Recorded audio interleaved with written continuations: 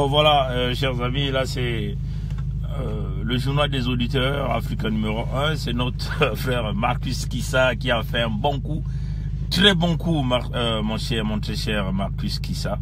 Le bon coup que tu venais de faire pour dévoiler cette affaire des étudiants congolais sur l'Africa numéro 1. Donc vous voyez, ça s'est passé en France avec le journal des auditeurs, mais nous l'avons ici en Amérique du Nord.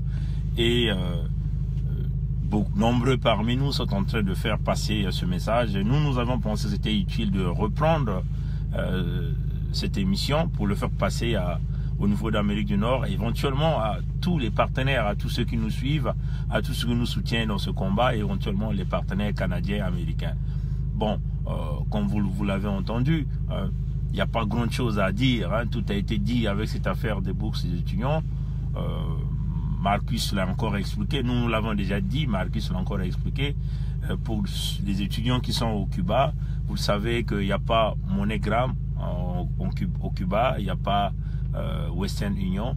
Donc vous voyez qu'on a simplement envoyé nos jeunes frères, ce que nous avons appelé dans la gueule du loup. Vous voyez, chers amis. Donc,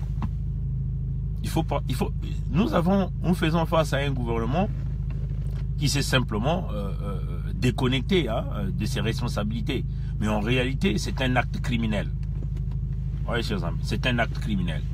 Pour des grands avocats comme Maître Senda peuvent me le dire, en tout cas avec la petite connaissance des petits cours de droit que j'ai pris en tant qu'ingénieur, je sais que la responsabilité d'une entreprise ou d'un État, quand l'État s'engage à envoyer, ou une entreprise s'engage à envoyer ses employés faire une formation ailleurs, l'entreprise s'engage dans la responsabilité de s'occuper de ses employés.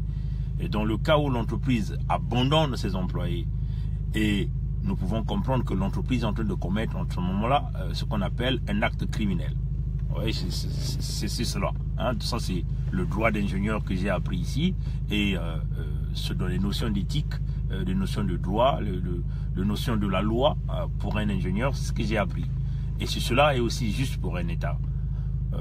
Nous faisons face à des voyous, simplement, à des amateurs. Hein, ceux-là qui pensent que pour régler le problème, il faut forcément la violence. Parce que quand vous avez entendu l'un des collaborateurs du jeune Apanga, qui est souffrant à Brazzaville, lui, il a eu la chance de s'extirper de ce pays, donc il est parti se réfugier au Cameroun. Bon, malheureusement pour lui, il a même encore identifié là où il est. J'aurais pas souhaité qu'il puisse s'identifier là où il est, connaissant qu'au Cameroun, il y a aussi un dictateur qui est là, ami de Denis Sassou. Vous voyez, chers amis. Donc, c'est ça la réalité, comme ce jeune homme venait de le dire. Il a dit clairement, vous demandez quelque chose, à la place de trouver une solution, on vous impose simplement la violence. Vous devenez l'ennemi numéro 1 du pays. Oui, chers amis. Donc c'est vraiment très regrettable pour des étudiants comme Apanga qui a été torturé, qui aujourd'hui a des problèmes de reins, et son collaborateur qui aujourd'hui souffre d'une paralysie à cause des tortures, parce qu'ils ont simplement réclamé la bourse. Et encore un autre fait qui est là, c'est que la plupart de ces jeunes au Congo ont peur de rentrer dans ce mouvement parce qu'on les a imposé une violence. Donc même quand les syndicalistes se prennent une décision au cours d'une assemblée générale, bien sûr soutenue par les membres présents à cette rencontre, la plupart des étudiants ont peur de s'engager parce qu'ils savent qu'on va les brutaliser. Vous voyez, chers amis, c'est cela la réalité. Vous envoyez les enfants du monde, les enfants de jeunes 20 ans dans des pays, dans des grands pays, ils ne savent pas comment survivre. Ils ne dépendent que de cette bourse, mais un État se désengage complètement. C'est bien un problème d'homme, c'est bien un engagement que le Congo a pris, mais aujourd'hui le Congo n'arrive pas à honorer ses engagements. Et vous avez un malade mental qui se permet de déplacer avec l'argent du contribuable congolais, donc quasiment dans toutes les capitales du Moyen-Orient, à la recherche soi-disant de l'argent. Vous voyez, chers amis. Donc, ceci est inacceptable. Vous voyez qu'il n'y a qu'une seule solution pour revenir à résoudre le problème du Congo-Brazzaville. La solution, elle est il faut que nous-mêmes nous prenions en charge. Bon, notre frère Kissa a été posé la question, avec tout ce silence assourdissant de la communauté internationale. Mais de quelle communauté internationale parlez-vous? Il n'y en a pas, la communauté internationale.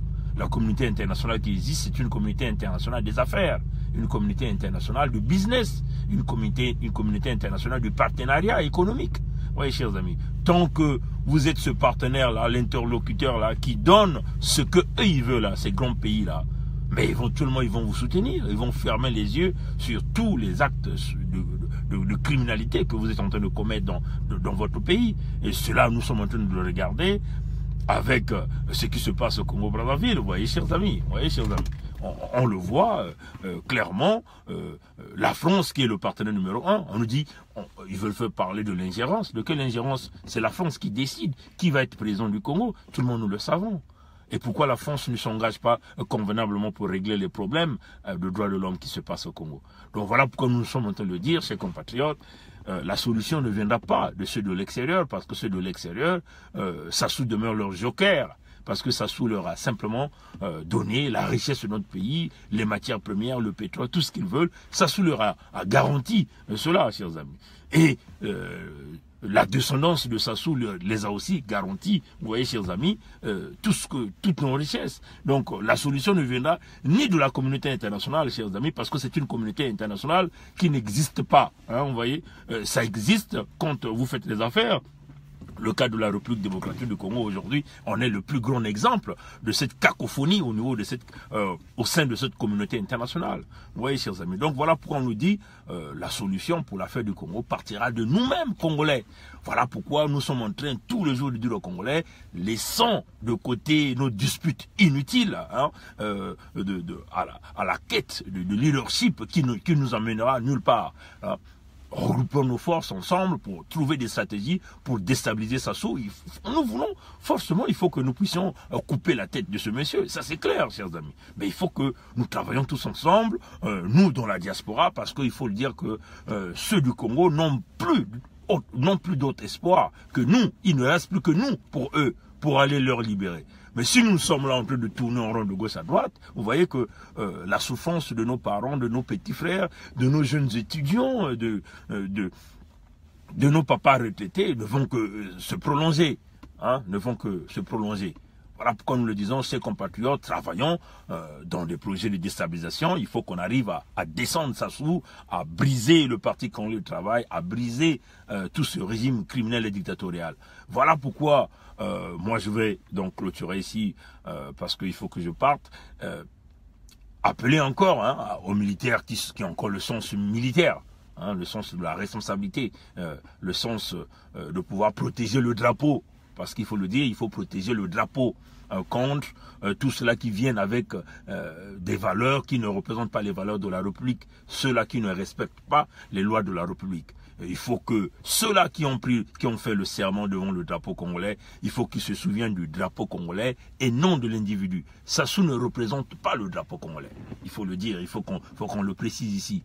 Hein, le Sassou ne représente pas le drapeau congolais. Donc vous qui êtes militaire, vous qui avez pris des engagements sous le drapeau congolais, vous avez pris des engagements pour respecter la nation. Vous voyez, vous n'avez pas pris des engagements pour respecter un clan, une famille ou un individu. Vous avez pris des engagements pour respecter la nation. Donc les engagements que vous avez pris, c'est pour protéger le Congo.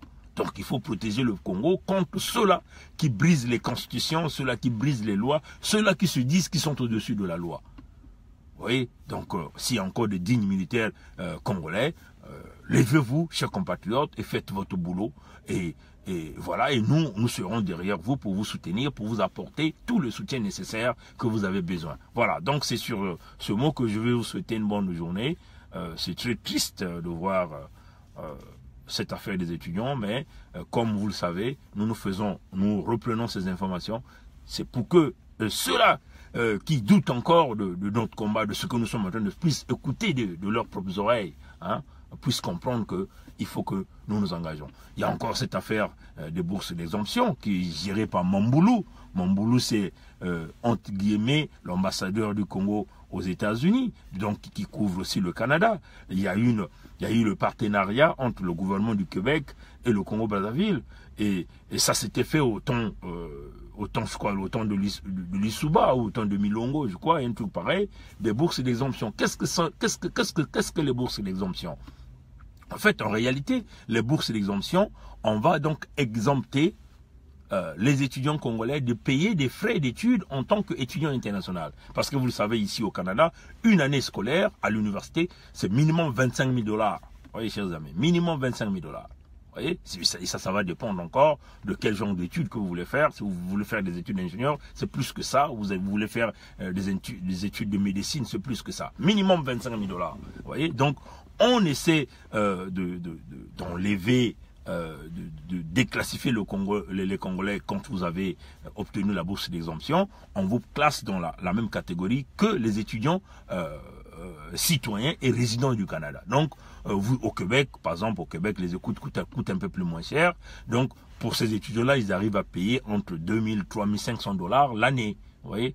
Mais ce qui est très différent de l'Ontario et des autres provinces, parce que ici, vous êtes étudiant résident ou vous êtes citoyen, vous payez quasiment autour de 8 000, 10 000, 12 000 $ l'année. Vous voyez, chers amis. Donc, pour ces étudiants congolais-là qui ont eu la chance de recevoir cette bourse d'exemption, ils sont censés de payer seulement 3 000 à 4 000 $ l'année. Vous voyez, chers amis. Et cette exemption-là, ça doit être approuvé par le ministère de l'Enseignement au Congo. Et éventuellement, c'est Mamboulou, hein, Mamboulou qui est l'ambassadeur soi-disant du Congo aux États-Unis. Et cet homme est arrivé à faire de la fortune avec ce circuit.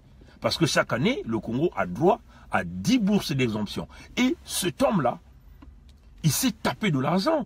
Il a utilisé les bourses d'exemption comme il a fait de ça un véritable fonds de commerce dont les gens bien de ce système. La plupart de ces gens qui sont venus à Montréal pour étudier, nous avions fait des statistiques, nous avions moins de 1% ont pu obtenir le diplôme de fin d'année.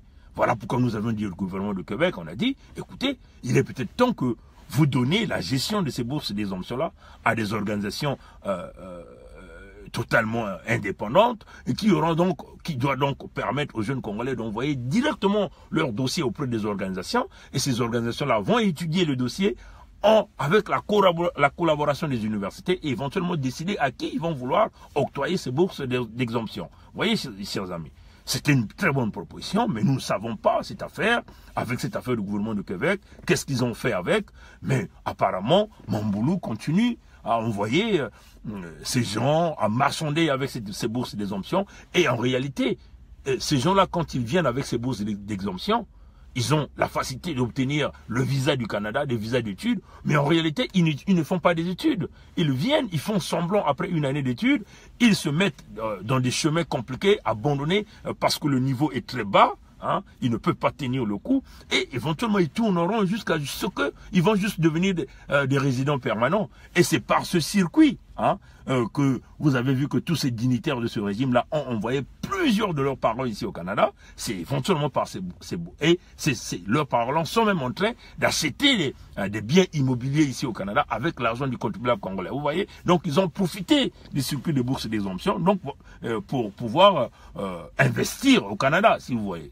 Voilà pourquoi nous avons dénoncé cette affaire de gestion de bourse d'exemption et éventuellement, si le Québec pouvait soit suspendre ces bourses d'exemption pour une période donnée jusqu'à ce que nous allons arriver à un changement de régime au Congo, ou carrément retirer la gestion des bourses d'exemption auprès de Mamboulou et ministère de l'enseignement supérieur au Congo, et puis le donner à une organisation indépendante. Vous voyez, chers amis, donc nous sommes encore en train de foncer le clou, nous allons encore renforcer, jusqu'à ce que nous allons amener l'affaire au niveau du Parlement du Québec, et puis que les parlementaires puissent décider là-dessus, parce que nous ne pouvons pas accepter que une chance pareille où on veut donner aux jeunes Congolais d'étudier dans des grandes universités et simplement envoyer à la poubelle parce qu'on envoie des parents qui n'étudient pas, en fin de compte. Vous voyez, chers amis. Donc, c'est cela.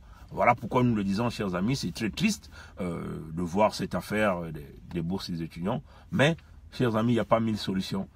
Tant que Sassou est là, les choses ne changeront pas. Voilà. Encore une information que nous avions reçue hier.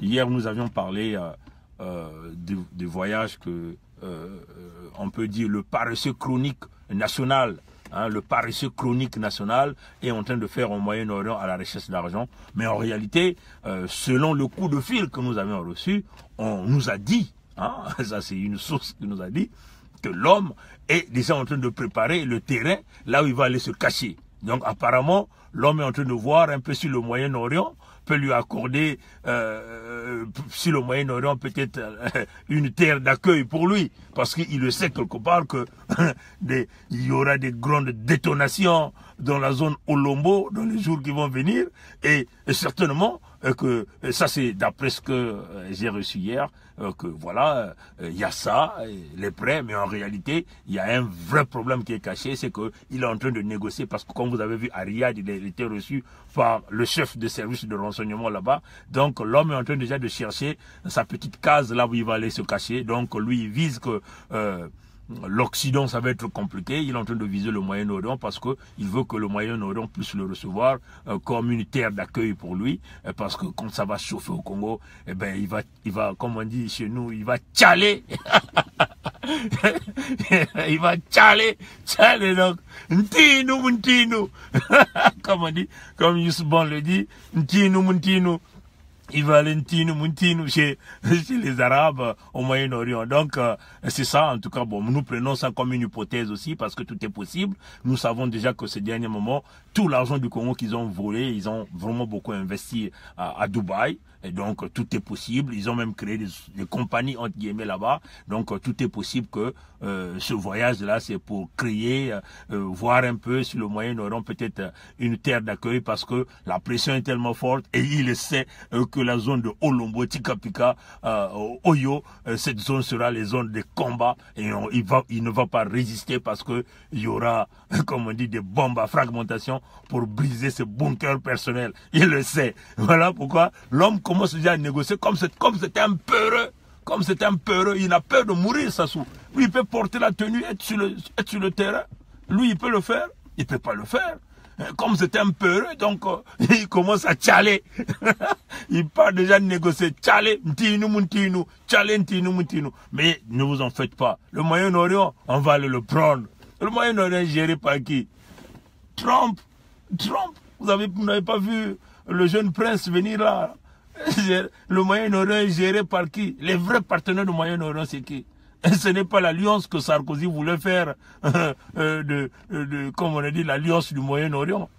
Le Moyen-Orient est géré par qui? Par Trump, l'Amérique du Nord et le Canada. Donc, il va aller se cacher là-bas, nous irons. Comme on vous a toujours dit, il est en train de dormir dans sa maison, mais il ne comprendra pas comment, quand il va se réveiller comme ça, il se retrouve à Brazzaville. Parce que tous les plans sont déjà établis. Des équipes d'élite travaillent sur ça pour aller les prendre comme des petits rats pour les mettre dans la cage et les ramener à Brazzaville. Que Dieu nous garde. La lutte continue. Merci. Le journal des auditeurs avec Stéphanie Hartmann sur Africa numéro 1. Africa. Aujourd'hui, dans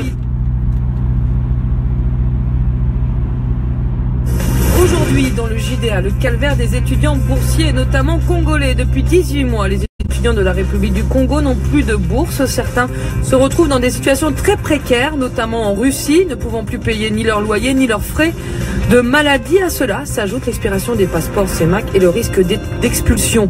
Malgré les interpellations, le gouvernement reste sourd aux difficultés de ces étudiants. Alors, qu'en pensez-vous? C'est le sujet du jour dans le journal des auditeurs. On essaye de joindre nos témoins du côté de la Russie. On a un peu de mal, mais nous en parlons dans quelques instants avec Marcus Kissa. Il est membre d'ORIS et l'Observatoire républicain pour l'intégrité citoyenne et l'équité, ainsi membre aussi également du collectif Ça Suffit. Alors, le standard est de nouveau accessible, donc je donne quand même le numéro 01 55 07 58 00.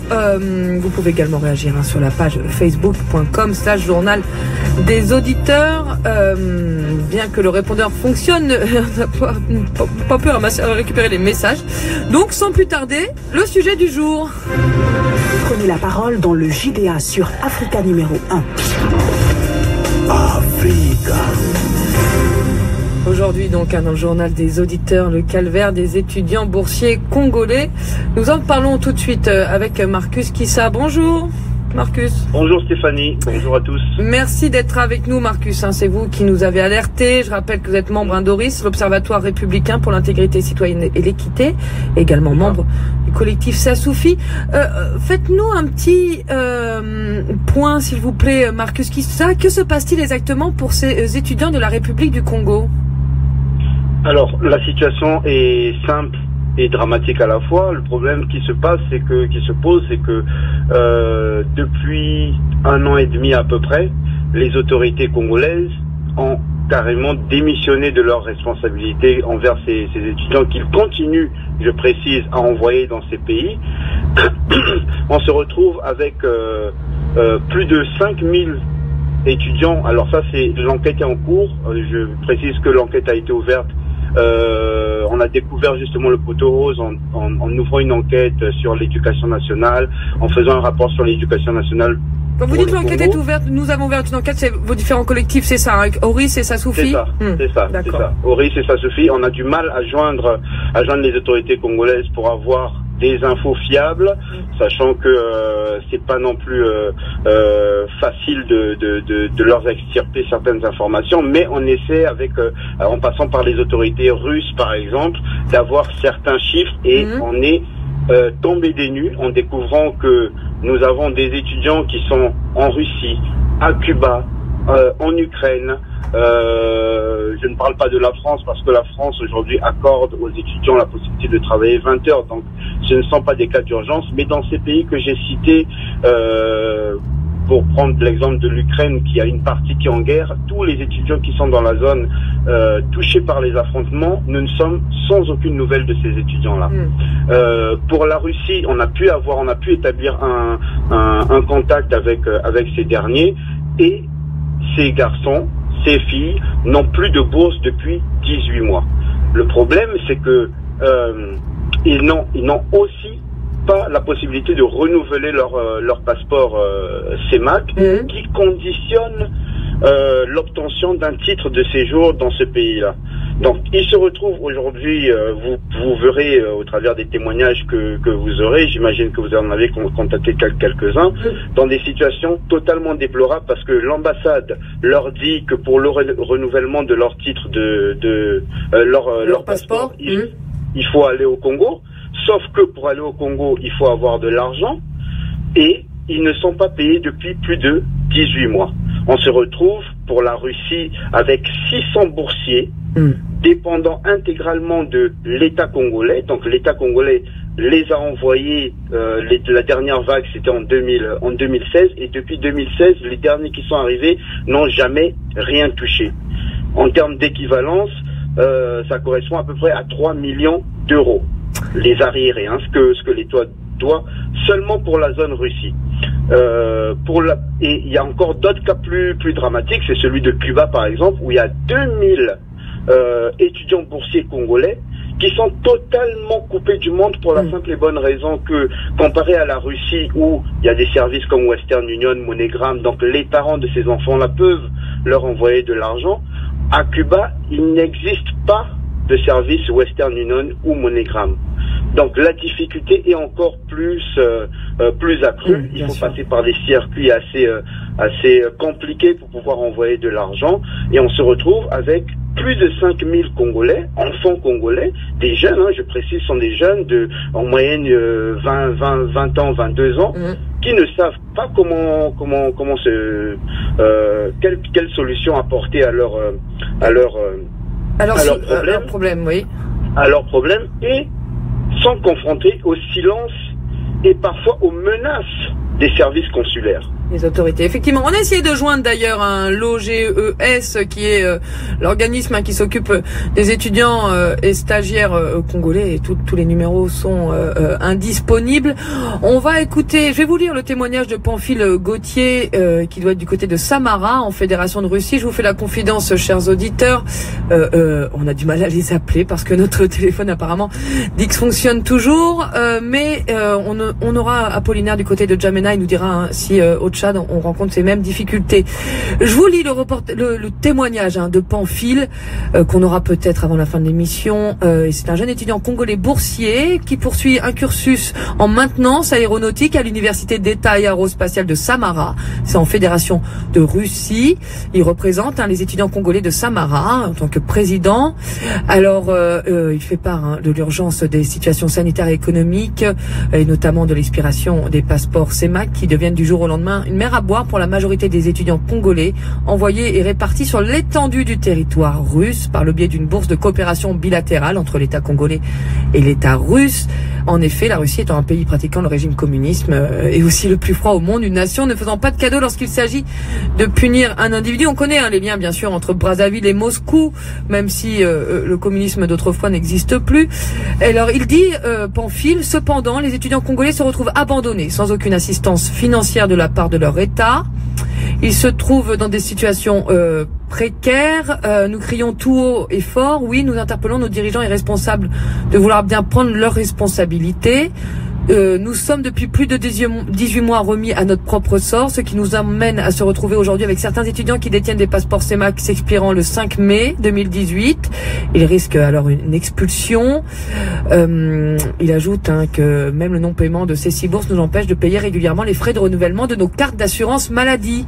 Comprenez que nous ne sommes plus également capables de payer les frais de logement universitaire et notre allocation alimentaire. Il ajoute, Pamphile, la modique somme de 1500 roubles, c'est environ 21 € de bourse académique que le gouvernement russe donne ne permet à peine d'assurer quelques photocopies. Voilà le témoignage de Pamphile du côté de Samara en Russie. On va essayer d'en avoir d'autres parce qu'apparemment il y a quand même la deuxième ligne d'appel qui fonctionne. Si Apollinaire est bien là, une fois qu'Apollinaire aura raccroché, on rappellera nos auditeurs du côté de la Russie. Apollinaire, bonjour. Bonjour Madame Stéphanie. Bonjour Apollinaire, je vois que la ligne marche, j'en suis heureuse. Vous êtes du côté de N'Djamena, Apollinaire, c'est bien ça, hein? Oui, je suis à N'Djamena. Je crois que les étudiants tchadiens ont rencontré les mêmes difficultés concernant le paiement des bourses, hein? Oui, madame, avant de me prononcer, vraiment, c'est une décision un peu triste du côté de Congo. C'est vraiment irresponsable de voir un gouvernement démissionner de sa tâche. Imaginez la souffrance que les étudiants africains sont en train de vivre à l'étranger. Vous envoyez des étudiants à l'étranger et vous avez pris acte de les soutenir en les versant les bourses d'études. Et subitement, vous dites non, non, non, on ne verse pas les bourses. C'est vraiment mauvais, c'est très mauvais. C'est très, très honteux. Au Tchad, la gestion de la bourse, c'est aussi la même condition. Les autorités compétentes du Tchad prennent des décisions d'envoyer les étudiants à l'étranger. Et arrivé à un moment, le gouvernement démissionne de sa responsabilité. Et il y a aussi des bourses des études qui sont données à des étudiants sur place au Tchad. Et on remarque que à ces derniers temps, ces bourses sont déjà coupées. Parfois, ces bourses sont utilisées à d'autres fins. Il y a des personnes qui prennent ces bourses, des personnes haut placées, ils prennent ces bourses, ils utilisent à des fonds commerciaux. Et les bourses ne sont pas arrivées aux destinations. En conclusion, et c'est les étudiants qui ramassent les pots cassés. C'est pas normal. Il faut que nos autorités, il faut que nos gouvernements changent leur système de gestion des bourses. C'est très mauvais. Imaginez, c'est vraiment très très mauvais. C'est un gouvernement de mauvaise foi qui fait ces actes. Ici au Tchad, on dit qu'il y a des bourses, mais finalement, en conclusion, on ne reçoit rien. On ne verse pas les bourses aux étudiants. C'est très mauvais. Et on imagine que ça pénalise aussi dans l'apprentissage, mon cher Apollinaire. Oui, justement, ça pénalise dans l'apprentissage. En principe, l'éducation est un vecteur de développement. Mais quand un gouvernement qui ne verse pas les bourses aux étudiants, ça veut dire qu'il ne prend pas en compte l'éducation. Donc c'est un gouvernement responsable, c'est un gouvernement voyou. Donc j'interpelle nos autorités à revenir à des meilleurs sentiments, à s'occuper normalement des étudiants, à s'occuper normalement de la gestion des bourses, à démanteler les réseaux frauduleux qui sont là installés un peu partout, qui coupent les bourses aux étudiants. Voilà. Si un gouvernement qui veut couper les bourses aux étudiants, il faut maintenant aménager, je ne sais pas moi, le système universel. Il faut construire des universités de grande taille. Hein? Il faut équiper les universités.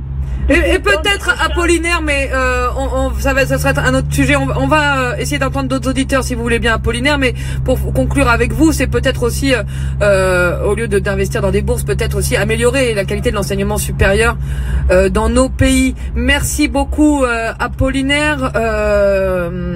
Je raccroche Apollinaire. Il semblerait, Marcus, que nous ayons toujours des problèmes de ligne, mais ah oui, il faut que je me mette en insert 2, pardon. Mais on va essayer de joindre, on aura dans quelques instants Carmel du côté de Brazzaville. Marcus, vous êtes toujours là? Je suis là. Voilà, c'est parfait. Alors on connaît les difficultés économiques. Vous avez entendu le témoignage d'Apollinaire du côté du Tchad. On connaît les difficultés économiques du Congo, qui a voté récemment un budget d'austérité. À quoi est dû le non-paiement des bourses selon vous? Est-ce que c'est dû à ces difficultés économiques, la baisse du cours du pétrole? Personnellement, je n'y crois pas. Je pense que c'est pas que je pense, les chiffres au regard de l'enquête que nous menons démontrent que c'est un problème qui est récurrent depuis près de 5-7 ans. Il y a 5-7 ans, le Congo sortait de la dynamique de l'initiative PPTE, sa santé financière était au top. C'est plus lié à la malhonnêteté des personnes qui gèrent ces bourses-là que à une difficulté ou à une crise financière. Je rappelle aussi que il y a récemment, on a vu des actions entreprises par des membres du gouvernement au niveau du Trésor qui sortent de l'argent continuellement pour des besoins personnels. Et puis, pour terminer là-dessus, je dirais, mais quand on n'a pas l'argent, quand on se dit pays en crise, on met un moratoire sur certains accords qu'on a passés, plutôt que d'envoyer des enfants à l'autre bout du monde et les abandonner comme ça, sans pour autant s'en occuper. Je précise que chaque fois que des boursiers sortent ou vont vers la Russie, à l'ambassade de Russie, il leur est demandé de signer une décharge qui mentionne le fait qu'ils ont la capacité personnelle de subvenir à leurs besoins une fois sur place. On connaît ça d'ailleurs, c'est même quand vous voyagez, souvent quand vous voyagez, Exactement. Les gens demandent de ce que vous avez les moyens de vivre sur place. Et c'est même responsable de la part de l'ambassade de Russie au Congo. Sauf que de l'autre côté, on a une totale opacité concernant la gestion des bourses au niveau du Congo et des malversations qui sont plus liées à des actes de malveillance, à des actes de détournement qu'à une santé financière qu'on dirait à Dieu. C'est très clair. On n'arrive pas à joindre nos amis du côté de la Russie, de Moscou ou de c'était quoi l'autre ville? Saran, je crois. Mais bon, on continue d'essayer, mais je crois qu'on a Carmel de Brazzaville. Bonjour. Oui, bonjour, Africa numéro 1, bonjour à tous les auditeurs. Bonjour Carmel, merci de vous être inscrit. Vous êtes à Brazzaville, c'est bien ça, malheureusement, je ne suis pas à Brazzaville, je suis en exil dans un pays de la sous-région. D'accord. Et c'est toujours relatif à cette question de bourse. D'accord. Et donc vous-même, donc vous êtes étudiant. Vous voulez pas dire dans quel pays vous êtes? Actuellement, pour être plus précis, je suis au Cameroun. D'accord. Oui, au contraire, non. Vous êtes étudiant en quoi? Bon, j'ai été contraint de localiser mon secteur d'apprentissage. Mais au niveau du Congo-Brazzaville, je faisais communication, je suis en deuxième année. D'accord. Et toutefois, outre la casquette d'étudiants qui me s'imposait, je suis secrétaire à la communication du mouvement des élèves étudiants du Congo. D'accord. Merci beaucoup de vous être inscrit du coup pour témoigner. Alors, que pensez-vous de ce retard de bourse? Est-ce que vous-même vous attendez des bourses qui ne viennent pas? Et quelle démarche avez-vous fait en tant que représentant associatif des étudiants du Congo auprès des autorités pour avoir une explication, en tout cas avoir des réponses? Effectivement, je voudrais d'abord le souligner que nous sommes victimes d'une gouvernance autoritaire, non seulement sur la population, et il y a aussi cette forme de gouvernance au niveau des étudiants. Et je pourrais aussi dire, l'affaire de bourse a toujours été de façon catastrophique depuis belle lurette. Et c'est pas maintenant que je pense, avec le niveau aussi des étudiants, un niveau de passivité très extrême, que cette affaire pourrait être résolue de la part de nos gouvernements. Et je pourrais aussi dire que récemment, depuis le 19 juin dernier, nous avons lancé une grève. Malheureusement, on n'a pas aussi été soutenu par la majorité des étudiants. Et ce qui traîne aujourd'hui, notamment le président Nelson Apanga, dans des états vraiment très critiques. Merci beaucoup, Carmel. Vous n'avez pas eu de réponse des autorités alors? Pardon? Vous n'avez pas eu de réponse des autorités? Non, mais la réponse des autorités, c'est le paiement de la bourse, l'amélioration des conditions d'études de partout dans le monde. Quels sont les étudiants congolais au niveau du pays, quels sont les étudiants congolais au niveau de la diaspora? Mais on devait toujours trouver satisfaction, mais malheureusement, nous sommes vraiment délaissés par les autorités de la place. Merci beaucoup, Carmel. Carmel, on va vous remercier parce qu'on n'a qu'une ligne à codec pour appeler les uns les autres. On continue d'essayer d'appeler du côté de la Russie. Marcus, je reviens vers vous. Oui, excusez-moi. Voilà. Marcus, je reviens vers vous. Vendredi dernier, les sénateurs sont revenus sur les problèmes que vivent les Congolais au quotidien. Ils ont évoqué le non-paiement des pensions également. Il n'y a pas que les étudiants qui sont pénalisés. Les pensions des retraités ne sont pas payées. Ils ont également évoqué les érosions qui détruisent certains quartiers de la ville, de Brazzaville. On a vu ces vidéos spectaculaires. Alors le Premier ministre, Clément Mwamba, a rappelé aux sénateurs que le gouvernement est à la manœuvre et s'arrange à trouver des solutions pour ce qui est de la vie du peuple. Il a rappelé en passant que la loi de finances 2018 votée par le Parlement est une loi d'austérité caractérisée par un gap de 279 milliards de francs CFA. Qu'on soit bien clair, le gouvernement ne dit à aucun moment qu'il va payer ses bourses. Je pense même qu'il n'en a pas l'intention. Nous, ce que nous demandons en tant qu'organisation de la société civile, c'est que au moins ces bourses, que le paiement reprenne. On ne demande pas pour l'instant, même si c'est indu, puisque c'est un engagement de l'État, même si c'est indu le retard qui existe sur les bourses, mais au moins reprendre le rythme normal du paiement des bourses. Je tiens à préciser, votre précédent interlocuteur a parlé de cette forme d'omerta qui existe au sein des étudiants, cette non-volonté de participer au mouvement de grève, tout simplement parce qu'on a vu le cas Nelson Apanga. Je pense que vous en avez entendu parler. Syndicaliste, tout à fait, allez-y, parlez-nous-en. Voilà, donc ce garçon, c'est un représentant syndicaliste des étudiants congolais de l'université de l'université Marien Ngouabi, qui a été arrêté par les agents de la DGST. Donc il y avait lui, il y avait certains de ses collaborateurs, dont un autre qui s'appelle Béranger Boué, qui ont été littéralement torturés.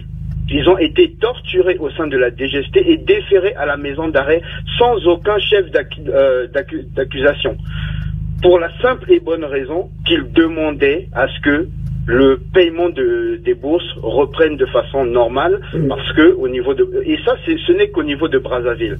Donc, ceux qui sont à l'étranger, ceux qui sont au niveau de la diaspora, qui ont l'envie de participer à ces bourses et savent qu'ils vont peut-être rentrer un jour au pays, se disent qu'ils vont être fichés pour avoir osé défier l'autorité congolaise. D'où cette non-volonté de participer ou bien de soutenir des mouvements de grève. Et aujourd'hui, on se retrouve avec un Nelson Apanga qui ne peut pas se déplacer seul, qui est branché de partout, Il a une sonde urinaire parce qu'il n'arrive pas à uriner de façon normale.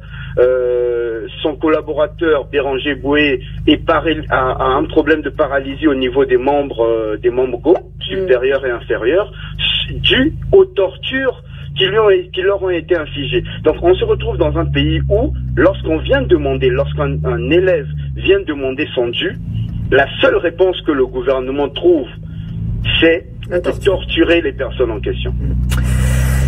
On rappelle aussi, on n'arrive toujours pas à joindre les auditeurs du côté de la Russie. Marcus, on rappelle aussi que les ONG congolaises ont tiré la sonnette d'alarme concernant les atteintes aux droits de l'homme et ce silence assourdissant de la communauté internationale. Comment vous expliquez que des jeunes soient torturés au Congo et que personne ne réagisse? Bah écoutez, nous on se l'explique pas.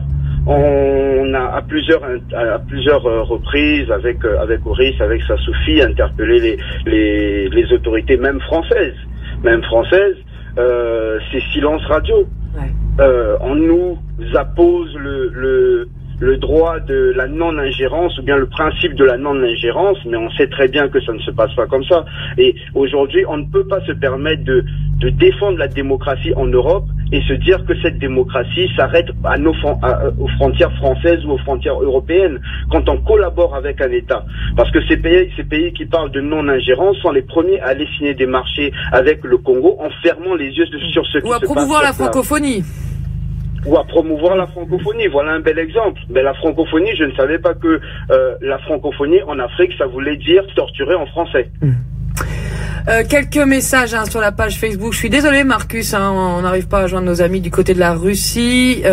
Cela dit, ils nous ont envoyé plein de messages, donc ils nous ont laissé quelques messages sur la page Facebook. Il y a Yonel Ngouma qui dit bonjour JD, la question des passeports est un problème qui peut être résolu dans les jours à venir s'il y a une réelle volonté des autorités congolaises, car les valises portables qui servent à contrôler les données sont déjà à l'ambassade du Congo à Paris. Étant donné que Paris-Moscou ne fait que 2 à 3 heures de vol, cette question pourrait être close.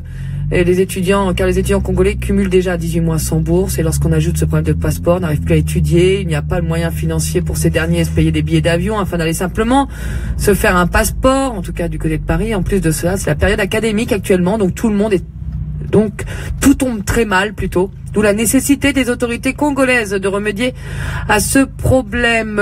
Nous avons aussi Bayidikia Christoroy qui dit en Russie, plus de 18 mois, les bourses ne sont plus versées aux étudiants, même si le Congo est en crise. Mais l'État ne peut pas manquer l'argent pour régler ce problème de la bourse et du passeport. Expiré pour certains. Loïc, lui, nous dit aussi également, il est dans la ville de Kazan, c'est le nom de la ville que je cherchais tout à l'heure. Il est étudiant en Russie, nous manquons du minimum vital, déplacement, logement, assurance maladie et bien d'autres encore. La situation est tellement déplorable. Il y a notre cher Guy Mafimba, qui est plutôt ici du côté de Paris, qui nous dit cette situation est sans précédent. On a l'impression que c'est un pari pris pour le pouvoir, un pari pris par Sassou pour tuer l'avenir. Et Guy essaye d'intervenir, mais je suis désolé. Bon, voilà, cher. On s'excuse pour ça, il y a quelqu'un qui venait de m'appeler là. Bon, on va continuer. Pour tuer l'avenir. Voilà. Et Guy essaye d'intervenir, mais je suis désolé mon cher Guy, les lignes sont prises. Edvani nous dit bonjour, le message que j'aimerais passer aux autorités congolaises est celui-ci. Faire des études en Russie, c'est pas facile vu les difficultés de la langue et le mauvais climat. Alors arrêtez de stresser les étudiants avec des problèmes que vous pouvez résoudre en peu de temps. Vous nous abandonnez d'abord sans le paiement de la bourse et là vous ne voulez pas résoudre le problème de passeport. Qu'est-ce que vous attendez qu'on mette tous les étudiants dont les visas ont expiré dans la rue ou en prison. Un dernier témoignage et je reviens vers vous Marcus. Horacio qui nous dit bonjour Africa numéro 1, je suis un étudiant du Congo-Brazzaville en Russie, dans la ville de Stavropol. Mon numéro, on va pas le donner, désolé les lignes ne marchent pas. La bourse là, ils peuvent bouffer comme ils veulent, mais ce qui nous inquiète en ce moment c'est le problème des passeports, aidez-nous. Oui, c'est terrible, ces appels au secours, mon cher Marcus. On entend bien que bon, alors... En ligne, là. Ne m'appelez pas, là. Je suis en ligne. Bien que bon, alors, fille des bourses, ces étudiants aimeraient bien rentrer chez eux, mais en plus, ils ne peuvent pas. C'est bien ça le problème. Ah, je me suis trompé d'insert. Oui, pardon. Allez-y, Marcus. Allez-y, on vous entend. Aujourd'hui, l'urgence... Au-delà de l'urgence humanitaire à cause des bourses, à cause de la nécessité d'avoir de l'argent, c'est surtout pour ces jeunes-là de ne pas repartir chez eux avec le sentiment d'avoir gâché 3 ans, 4 ans, 5 ans de leur vie. Parce qu'ils arrivent à une période où ils sont obligés de passer des examens, mais ils ne pourront pas les passer parce que la majorité des passeports arrivent à terme au mois de mai, juste pendant la période des examens. Et je signale que les autorités russes sont au courant de la situation, parce qu'on les a interpellés, on a demandé aux étudiants locaux d'interpeller les autorités, russes pour qu'elles interpellent les autorités congolaises. L'ambassadeur congolais a été convoqué par le ministère de l'enseignement russe en fin de semaine dernière. Il ne s'est pas présenté. Il ne s'est pas présenté. Donc, on se retrouve aujourd'hui avec des jeunes qui sont bloqués sur par rapport au passeport. Et je signale aussi que lorsqu'en Russie, il y a un cachet qu'on met sur un passeport quand il est expiré, quand vous n'êtes plus en situation régulière, qui s'appelle le déporté. Ce cachet, vous ne pouvez plus remettre les pieds sur le territoire russe pendant 3 ans. Ce qui fait que même si ces jeunes se retrouvent dans cette situation-là et sont expulsés, ils ne pourront pas revenir avec un titre normal pour continuer ou bien pour terminer leurs études. D'ailleurs, on a Horacio là en ligne. Marcus, on va l'écouter rapidement parce qu'il nous reste 1 minute. Horacio, bonjour. Oui, bonjour madame. Bonjour Horacio, vous, c'est ce qu'on disait, hein, vous dites la bourse finalement on n'en veut plus, c'est nos passeports qu'on veut. Hein. Votre passeport est expiré? Oui, mon passeport expire en avril 2017. Et vu que... exactement en avril 2019. Et vu que la bourse ne passe pas, et les étudiants ne comptent plus sur la bourse, parce que ici, l'unique moyen qui nous fait vivre ici, ce sont les passeports. Parce que si ton visa n'est pas prolongé, tu ne peux pas vivre ici en Russie. Et vu la température, le climat et autres, on souffre ici, les étudiants souffrent ici, parce que si tu n'as pas à manger, tu n'auras pas la force d'aller à l'école. Et une situation très précaire, hein. Les situations sont très précaires ici. Et en plus de cela, les autorités, en fait, je veux dire, ont abandonné les étudiants. Voyez-vous? Donc, les étudiants ne savent plus qu'est-ce qu'il faut faire. Parce que nous avons déjà écrit à plusieurs fois des notes aux autorités, à l'ambassade, et ils sont tellement au courant de ça. Mais ils ne réagissent pas. Ils disent que non, il faut attendre. Voyez-vous? On comprend bien, Horacio, en effet, on n'est pas loin de l'assistance.